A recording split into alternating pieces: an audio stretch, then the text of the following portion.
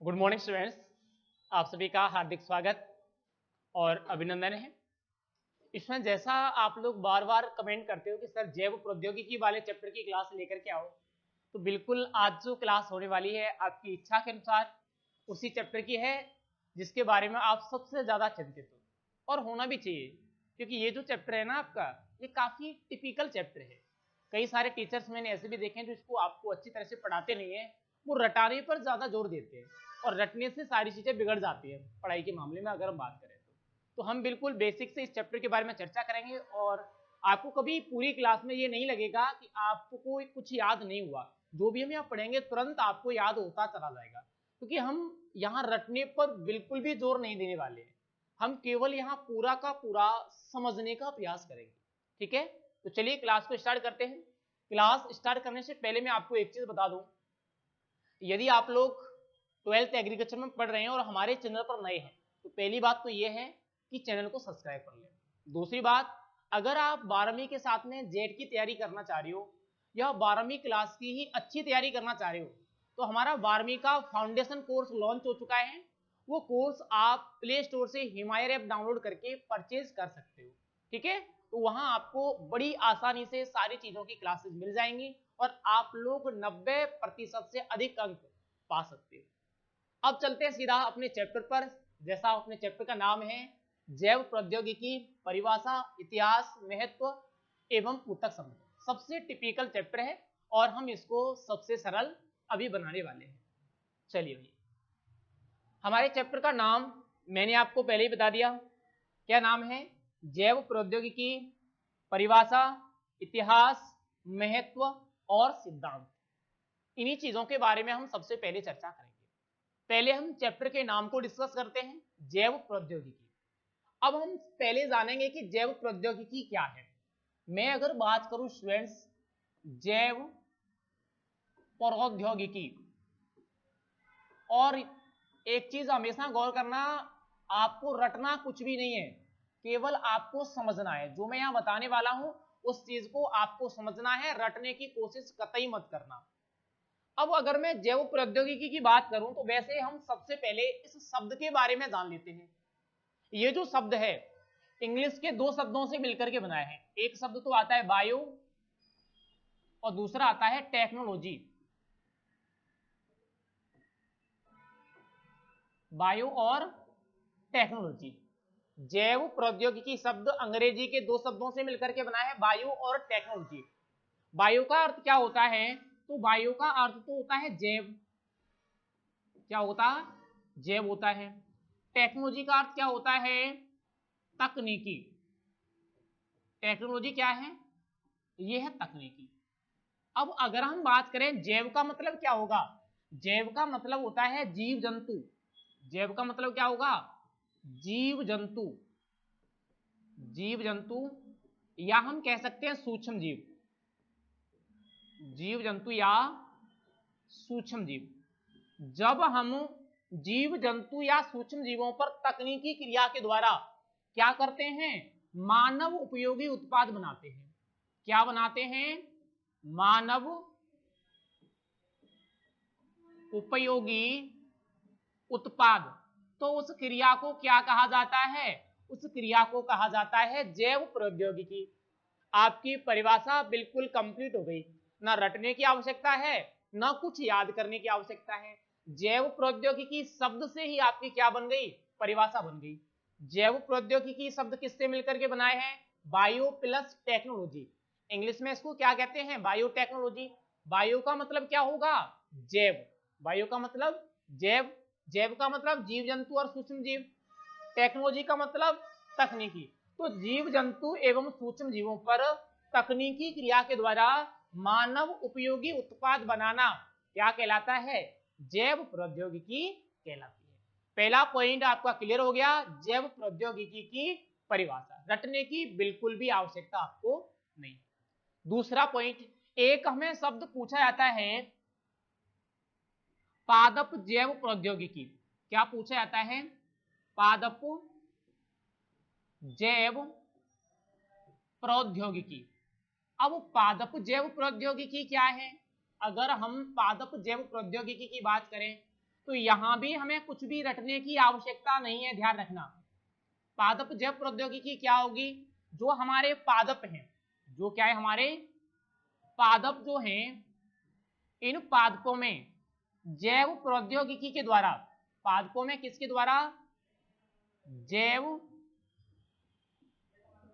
प्रौद्योगिकी के द्वारा, जैव प्रौद्योगिकी द्वारा, ध्यान रखना काफी इंपोर्टेंट फैक्ट है, पादपों में जैव प्रौद्योगिकी द्वारा मानव उपयोगी सुधार करना, या हम कह सकते हैं उपयोगी सुधार करना, जैव प्रौद्योगिकी के द्वारा उपयोगी सुधार करना, सुधार करना क्या कहलाता है, ये कहलाएगा आपका पादप जैव प्रौद्योगिकी। जैव प्रौद्योगिकी पता चल गई, पादप जैव प्रौद्योगिकी पता चल गई, पादपों में जैव प्रौद्योगिकी के द्वारा उपयोगी सुधार करना क्या कहलाता है, पादप जैव प्रौद्योगिकी कहलाती है। दोनों पॉइंट क्लियर। जैव प्रौद्योगिकी क्या है, तो जीव जंतु एवं सूक्ष्म जीवों पर तकनीकी क्रिया द्वारा मानव उपयोगी उत्पाद बनाना क्या हुआ, जैव प्रौद्योगिकी हुई। पादप जैव प्रौद्योगिकी क्या है, पादपों पर जैव प्रौद्योगिकी द्वारा उपयोगी सुधार करना पादप जैव प्रौद्योगिकी हो गई। ठीक है, दोनों पॉइंट आपके बिल्कुल क्लियर होंगे। अब हम थोड़ा सा आगे चलते हैं, आगे नेक्स्ट बात करते हैं। आगे जो पॉइंट आएगा वो आएगा जैव प्रौद्योगिकी का इतिहास। जैव प्रौद्योगिकी की परिभाषा कंप्लीट हो गई, उसके बाद क्या आता है, इतिहास आता है।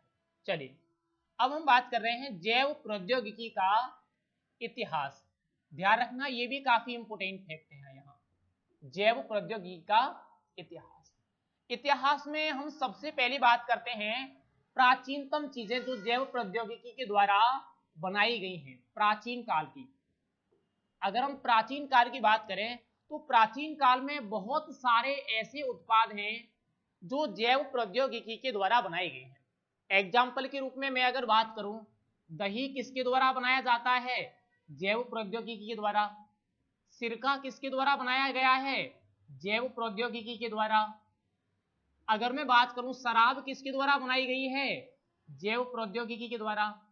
अगर मैं बात करूं यहां एल्कोहल, तो वही शराब हो गई। आगे अगर हम बात करें इंसुलिन, इंसुलिन तो इंसुलिन का उत्पादन किया गया है प्राचीन काल में, वो भी किसके द्वारा किया गया है, जैव प्रौद्योगिकी के द्वारा किया गया है।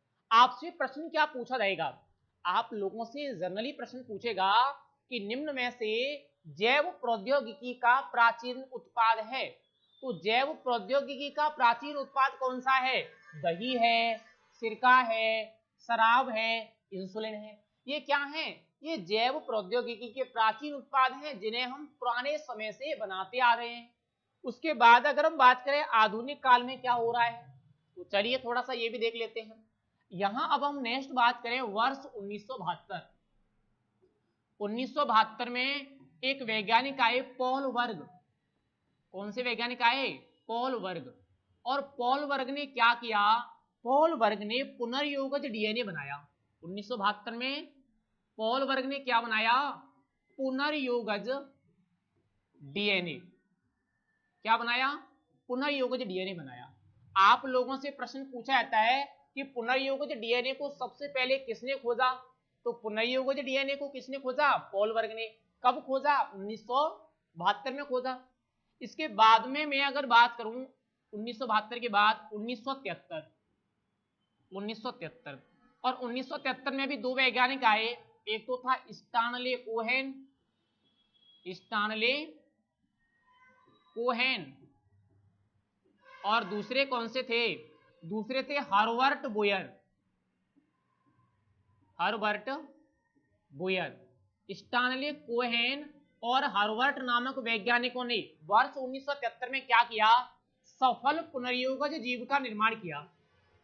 क्या बनाया इन्होंने, सफल पुनर्योगज जीव बनाया। दोनों क्वेश्चन आप लोगों से पूछे जाते हैं, कैसे पूछे जाएंगे। सबसे पहले पुनर्योगज डीएनए का विकास किसने किया, तो पॉल वर्ग ने किया 1972 में। सबसे पहले सफल पुनर्योगज जीव किसने बनाया, स्टानले कोहेन और हर्बर्ट बोयर ने बनाया। कब बनाया? वर्ष 1973 में बनाया। इसके बाद में अगर नेक्स्ट बात करूं, वर्ष 1983 में, वर्ष 1983 में, तो 1983 में दो प्रमुख घटनाएं हुई। सबसे पहली घटना क्या हुई? 1983 में कैरीमुलस नामक वैज्ञानिक था। कौन था? कैरीमुलस। इस कैरीमुलस नामक वैज्ञानिक ने क्या किया? पीसीआर की खोज की। किसकी खोज की? पीसीआर। पीसीआर का पूरा नाम होता है पॉलीमरेज चेन रिएक्शन, पॉलीमरेज श्रृंखला अभिक्रिया, जो हम इस चैप्टर में आगे पढ़ने वाले हैं। ठीक है, तो 1983 में कैरीमुलस ने पीसीआर की खोज की। इसके बाद अगर मैं 1983 की बात करूं तो क्या हुआ? प्रथम ट्रांसजेनिक पादप का निर्माण हुआ। प्रथम ट्रांसजेनिक पादप, और सबसे पहले जो ट्रांसजेनिक पादप बनाया गया वो कौन सा था? तंबाकू था।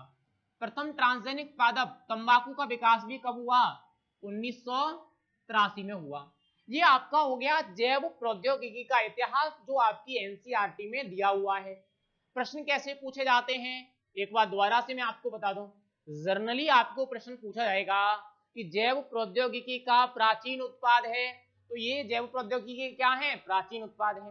प्रश्न पूछा जाएगा सबसे पहले पुनर्योगज डीएनए की खोज किसने की? तो कोलबर्ग ने की 1972 में। प्रश्न पूछा जाएगा सबसे पहले सफल पुनर्योगज जीव किसने बनाया? तो किसने बनाया? स्टानले कोहेन और हर्बर्ट बुयर ने बनाया। कब बनाया? 1973 में बनाया। उसके बाद 1983 की अगर हम बात करें तो कैरीमुलस ने पीसीआर पॉलीमरेज श्रृंखला अभिक्रिया की खोज की।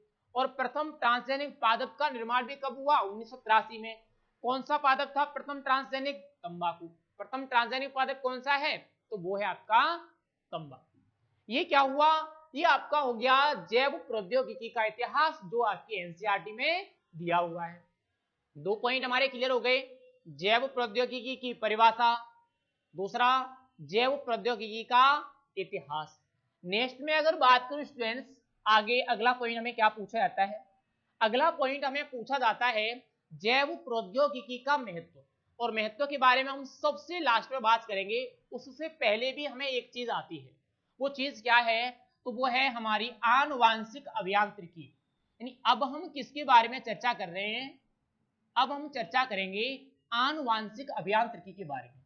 ध्यान रखना, आनुवांशिक अभियांत्रिकी काफी इंपोर्टेंट पॉइंट है। आनुवांशिक अभियांत्रिकी, इस चैप्टर का सबसे मोस्ट पॉइंट आनुवांशिक अभियांत्रिकी की है। ठीक है, आनुवांशिक अभियांत्रिकी। अब हम जानेंगे आनुवांशिक अभियांत्रिकी क्या है, और यहां हम कई सारे पॉइंटों को क्लियर करेंगे इसके साथ में। मैं आपको एक चीज बताऊं, सबसे पहले आप लोग खुद ही समझ जाओगे कि आनुवांशिक अभियांत्रिकी क्या है। हमारे पास दो पौधे हैं, और ये दो पौधों का अलग अलग क्या है? डीएनए है। ये मान लो ए पादप का डीएनए है, ठीक है, और ये क्या है? ये बी पादप का डीएनए है। ये तो क्या है? ए पादप है, ए बी पादप है। मैं आपको एक चीज बता दूं, डीएनए पर क्या पाए जाते हैं? जीन पाए जाते हैं। डीएनए पर क्या होता है? जीन होते हैं। और हर एक लक्षण का निर्धारण किसी एक जीन के द्वारा होता है। अगर मैं कहूं कि मेरे बालों का रंग काला है, तो इसका निर्धारण भी कोई एक जीन करेगा। अगर मैं बात करूं किसी पादप की लंबाई ज्यादा है, तो उसका निर्धारण भी कोई एक जीन करेगा। किसी पादप में वसा ज्यादा है, उसका निर्धारण भी कोई एक जीन करेगा। हर लक्षण का निर्धारण एक जीन के द्वारा किया जाता है। मान लो ये क्या है? ये इस पादप पर लगे हुए हैं, जीन लगे हुए हैं। ऐसे ही ये इस डीएनए पर जीन लगे हुए हैं, और हम दो अलग अलग पादप पढ़ रहे हैं। ये जो पादप है, ये पादप कैसा है? लंबा है। ये पादप कैसा है? लंबा है। और ये भी पादप कैसा है? ये पादप भी लंबा है। ये पादप भी लंबा है। दोनों पादप कैसे? लंबे हैं। लेकिन ये पादप लंबा होने के साथ साथ क्या है? उच्च उपज वाला है। कैसा है? उच्च उपज वाला। इसकी उपज क्या होती है? ज्यादा होती है, और इसकी उपज क्या होती है? कम होती है। अब मैं तो यही चाहूंगा कि मेरे इस पादप की उपज क्या हो? ज्यादा हो। तो फिर मैं क्या करूंगा? यहां पर एक जीन ऐसा होगा जो इसकी उपज वाले गुण को नियंत्रित करता होगा। इसकी उपज ज्यादा है, इसका निर्धारण भी कोई एक जीन करता होगा। मान लो ये जीन कैसा है, इसकी उपज का निर्धारण करता है, ये जीन क्या करता है, इसकी उपज का निर्धारण करता है। तो फिर मैं क्या करूंगा, मैं इस जीन को इसमें से निकाल करके इसमें क्या करा दूंगा, प्रवेश करा दूंगा। इसमें मैंने मान लो ये जीन प्रवेश करा दिया, ठीक है, तो फिर ये क्या बन गया, नया डीएनए बन गया। और ये जो डीएनए बना, इस डीएनए को हम क्या कहेंगे, इस डीएनए को फिर हम कह देंगे पुनर्योगज डीएनए। क्या कह देंगे इसको, इसको हम कह देंगे पुनर्योगज डीएनए। मैंने अभी आपको बताया था कि पॉल वर्ग ने 1972 में क्या बनाया था, पुनर्योगज डीएनए बनाया था। तो अब आपको पता चल गया कि ये क्या बन गया, पुनर्योगज डीएनए बन गया। और यहां से इस जीन को यहां पर लाने की जो क्रिया थी, यहां पर जोड़ने की जो क्रिया थी, वो क्रिया क्या कहलाई, वो क्रिया कहलाएगी आनुवांशिक अभियांत्रिकी। क्रिया क्या कहलाएगी, आनुवांशिक अभियांत्रिकी कहलाएगी। अब दोनों की परिभाषा आप लोग कैसे बनाओगे, रटना नहीं है, मैंने पहले बता दिया आपको। सबसे पहले हम बात करें पुनर्योगज डीएनए क्या होता है, तो वह डीएनए जिसमें वांछित जीन का प्रवेश कराया जाता है। ये क्या थी, ये वांछित जीन थी, यानी हमारी इच्छा की जीन थी जो हम प्रवेश कराना चाहते थे, लाभदायक जीन थी जिसको हम प्रवेश कराना चाहते थे। तो वह डीएनए जिसमें वांछित जीन, क्या बोला जाता है इसको, वांछित बोला जाता है, या हम कह सकते हैं लाभदायक जीन। तो वह डीएनए जिसमें वांछित जीन का प्रवेश कराया जाता है क्या कहलाता है, पुनर्योगज डीएनए कहलाता है। क्लियर हो गया, वह डीएनए जिसमें वांछित जीन का प्रवेश कराया जाता है क्या कहलाता है, पुनर्योगज डीएनए कहलाता है। और पुनर्योगज डीएनए के निर्माण की क्रिया पुनर्योगज डीएनए तकनीकी कहलाती है, पुनर्योगज डीएनए तकनीकी कहलाती है। फिर बात किसकी बची, अब बात बची आनुवांशिक अभियांत्रिकी की, कि आनुवांशिक अभियांत्रिकी क्या है। तो आनुवांशिक अभियांत्रिकी क्या होगी, किसी पादप में वांछित लक्षणों के डीएनए खंडों को प्रवेश कराने की विधि क्या कहलाती है, आनुवांशिक अभियांत्रिकी कहलाती है। या मैं कह सकता हूं कि आनुवांशिक अभियांत्रिकी वह क्रिया है, आनुवांशिक अभियांत्रिकी वह क्रिया है जिसके द्वारा किसी पादप में वांछित डीएनए खंडों का प्रवेश कराया जाता है। ये वांछित डीएनए खंडी तो है, वांछित जीन ही तो है, तो वांछित डीएनए खंडों का प्रवेश जिस क्रिया के द्वारा कराया जाता है उस क्रिया को हम क्या कहते हैं, आनुवांशिक अभियांत्रिकी कहते हैं। दोनों पॉइंट क्लियर हो गए होंगे, आनुवांशिक अभियांत्रिकी क्या है और पुनर्योगज डीएनए क्या है। आनुवांशिक अभियांत्रिकी को मैं एक बार लिखा भी देता हूं आपको कि आपको एग्जाम में कैसे लिखना है, क्योंकि काफी इंपोर्टेंट पॉइंट है। और हर साल जब भी आपका 12th का एग्जाम होता है, हर वर्ष के एग्जाम में आपको यहां से क्वेश्चन पूछा जाता है। तो आनुवांशिक अभियांत्रिकी क्या है, वह क्रिया, ध्यान रखना आनुवांशिक अभियांत्रिकी में क्या लिखोगे, वह क्रिया जिसके द्वारा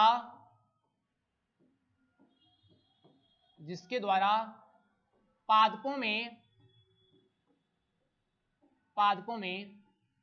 वांछित डीएनए खंडों का, वांछित का मतलब होता है लाभदायक या अपनी इच्छा के अनुसार गुण वाले, वांछित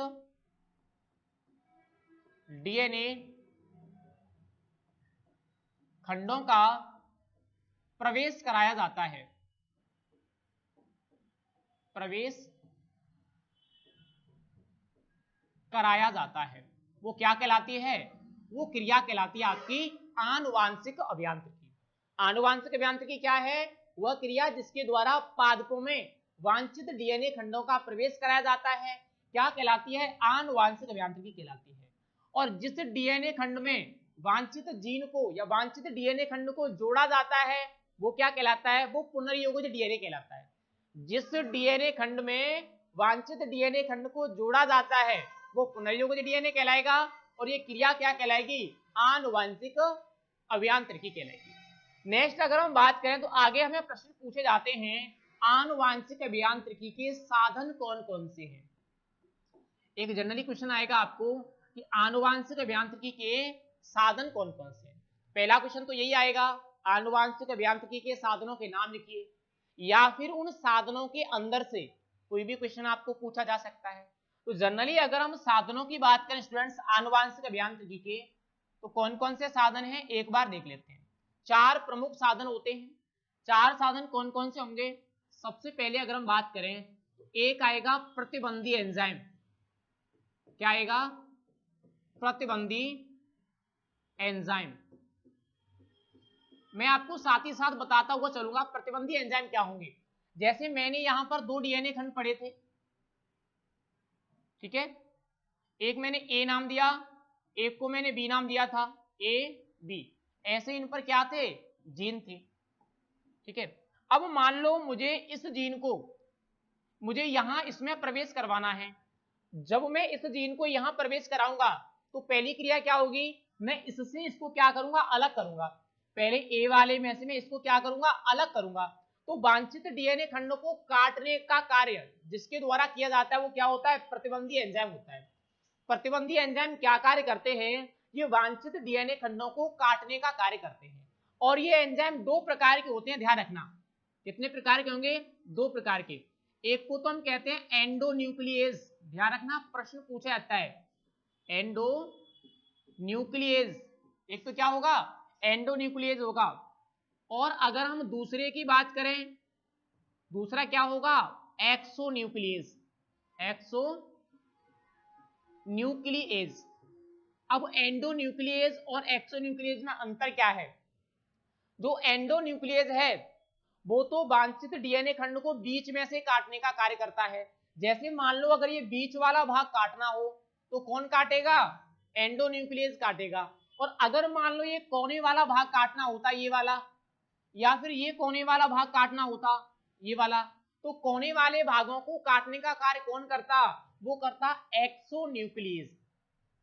आप लोगों से प्रश्न कैसे आएगा, प्रश्न ऐसे आएगा कि वांछित डीएनए खंडों को सिरों से काटने का कार्य कौन करता है, तो सिरों से या किनारों से काटने का कार्य कौन करेगा, एक्सोन्यूक्लिएज करेगा। बीचों बीच से काटने का कार्य कौन करता है, तो वो एंडोन्यूक्लिएज करता है, ठीक है। प्रतिबंधी एंजाइम क्या होंगे, वे एंजाइम जो वांछित डीएनए खंड को काटने का कार्य करते हैं। ये 2 प्रकार के होते हैं, एंडोन्यूक्लिएज और एक्सोन्यूक्लिएज। एंडोन्यूक्लिएज बीचों बीच से काटता है, एक्सोन्यूक्लिएज कोने से काटता है, ठीक है। आगे अगर मैं बात करूं दूसरा क्या आता है, दूसरा आता है वाहक। दूसरा क्या आएगा, वाहक। अब वाहक क्या होते हैं, जैसे मान लो मुझे इसको यहां पर प्रवेश कराना है, तो एक तो ये होगा कि मैं डायरेक्ट इसको काट करके यहां प्रवेश करा दूं, एक क्या होगा कि मैं इसको काट करके पहले वाहक में प्रवेश कराऊं, फिर उसके बाद में इसको यहां प्रवेश कराऊं, एक प्रक्रिया ये होगी। तो वाहक क्या होते हैं, वाहक वे माध्यम होते हैं जो वांछित जीन को डीएनए खंड में प्रवेश कराने का कार्य करते हैं। जो भी हमारा वांछित जीन होगा इसको डीएनए खंड में प्रवेश कराने का कार्य करेंगे, वो क्या होंगे, वाहक होंगे। आपसे प्रश्न पूछा जाता है वाहक के रूप में किसका उपयोग किया जाता है, तो मैं अभी बताऊंगा बाद में किस किस का उपयोग होता है। जनरली पहले हम वाहक नाम लिख लेते हैं, इसके बाद में तो नेक्स्ट आता है, वो आता है डीएनए लाइगेज। क्या आता है, डीएनए लाइगेज। अब डीएनए लाइगेज क्या कार्य करेगा, जैसे मान लो हम इसको काट करके अलग करके ले आए, हम इसको यहां जोड़ रहे हैं, तो यहां इससे चिपकाने का कार्य, यहां इसमें जोड़ने का कार्य जो करेगा, इसको ऐसे यहां जोड़ने का कार्य, वो जोड़ने का कार्य कौन करेगा, जोड़ने का कार्य करेगा डीएनए लाइगेज। आप लोगों से प्रश्न पूछा जाएगा कि वांछित डीएनए खंड को जोड़ने का कार्य किसके द्वारा किया जाता है, तो जोड़ने का कार्य कौन करेगा, डीएनए लाइगेज करेगा। काटने का कार्य कौन करेगा, प्रतिबंधी एंजाइम करेंगे। इसके बाद एक आता है डीएनए पॉलीमरेज। क्या आता है, डीएनए पॉलीमरेज। और डीएनए पॉलीमरेज क्या कार्य करता है, ये डीएनए की प्रतिकृतियां बनाने का कार्य करता है। अब मान लो हमारा ये डीएनए खंड बन गया नया, हमने जीन का स्थानांतरण कर लिया और नया डीएनए खंड बन गया, तो इस अब एक ही बना, हमें तो बहुत सारे पौधे चाहिए, तो इसकी कई सारी अनेक कॉपियां, फोटोकॉपी जैसे हम बनाते हैं ना, ऐसे ही इसकी कई सारी कॉपियां बनाने का कार्य जो करता है वो कौन करता है, वो डीएनए पॉलीमरेज करता है। आपसे प्रश्न पूछा जाएगा कि पुनर्योजित डीएनए की प्रतिकृति बनाने का कार्य कौन करेगा, तो प्रतिकृति बनाने का कार्य कौन करता है, वो करता है डीएनए पॉलीमरेज। कौन करेगा, डीएनए पॉलीमरेज करेगा इसकी प्रतिकृति बनाने का कार्य, ठीक है। आगे अगर मैं बात करूं, मैंने क्या बताया था, मैंने बताया था कि वाहक, वाहक के एग्जाम्पल आपसे पूछे जाते हैं। अब वाहक जनरली 3 होते हैं, 3 में सबसे पहले मैं अगर बात करूं तो एक तो क्या आएगा, एक तो आपका आएगा ई कोलाई। क्या आएगा, ई कोलाई। ठीक है। दूसरी में अगर बात करूं तो क्या आएगा, एग्रोबैक्टीरियम ट्यूमिफेसियंस। कौन सा आएगा, agrobacterium tumefaciens, tumefaciens, agrobacterium tumefaciens. और एक क्या आएगा, एक आएगा आपका एग्रोबैक्टीरियम राइजोजीन्स, एग्रोबैक्टीरियम राइजोजीन्स, राइजोजीन्स। आपसे प्रश्न कैसे पूछा जाता है, आपसे प्रश्न पूछा जाएगा कि वाहक के रूप में किसका उपयोग किया जाता है, तो फिर आपका आंसर क्या होगा, इकोलाई, एग्रोबैक्टीरियम ट्यूमिफेसियंस और एग्रोबैक्टीरियम राइजोजीन्स। आपसे प्रश्न पूछेगा जीवों में वाहक के रूप में किसका उपयोग किया जाता है, तो फिर ध्यान रखना इकोलाई का उपयोग तो कहां किया जाता है, जीवों में किया जाता है। इकोलाई का उपयोग हम कहां करते हैं, जीवों में करते हैं। दूसरी अगर हम बात करें एग्रोबैक्टीरियम ट्यूमिफेसियंस और एग्रोबैक्टीरियम राइजोजीन्स, इनका उपयोग कहां किया जाता है, इनका उपयोग किया जाता है पादपों में। तो ध्यान रखना पादपों में वाहक के रूप में किसका उपयोग करेंगे, एग्रोबैक्टीरियम ट्यूमिफेसियंस, एग्रोबैक्टीरियम राइजोजीन्स। जीवों में वाहक के रूप में किसका उपयोग करेंगे, ई कोलाई का उपयोग किया जाता है। ये पॉइंट आपको यहां से पूछे जाते हैं। नेक्स्ट फिर आपको एक पॉइंट और पूछा जाता है, वो आपको पूछा जाएगा वाहक का नामांकित चित्र बनाइए। क्या पूछा जाएगा, वाहक का नामांकित चित्र बनाइए। तो फिर आप कैसे बनाओगे ये भी मैं आपको बता दूं। उसके लिए आपको जनरली एक गोला बनाना है। क्या बनाना है, एक गोला। ऐसे मैंने मान लो एक गोला बनाया, ठीक है, और इस गोले के अंदर आपको एक और गोला बनाना है ऐसे करके। आप तो एग्जाम में कुछ लेकर के जाओगे अपने साथ में, तो उससे गोला बना लेना। फिर इस गोले में ऐसे क्या करोगे, आप टिक मार दो, ऐसे कट, ऐसे कट मार देना गोले में। गोले में क्या मार दिया आपने, ऐसे कट मार दिया। अब एक काम आपको बस और करना है और आपका वाहक का चित्र क्या हो जाएगा, तैयार हो जाएगा। इनको एक एक छोड़ के क्या कर दो, भर दो इनको। जैसे मान लो मैंने ये वाला भर दिया,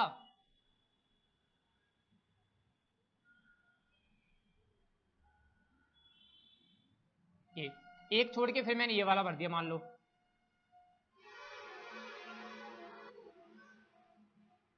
इस तरह से। अब मान लो मैंने ये वाला भर दिया,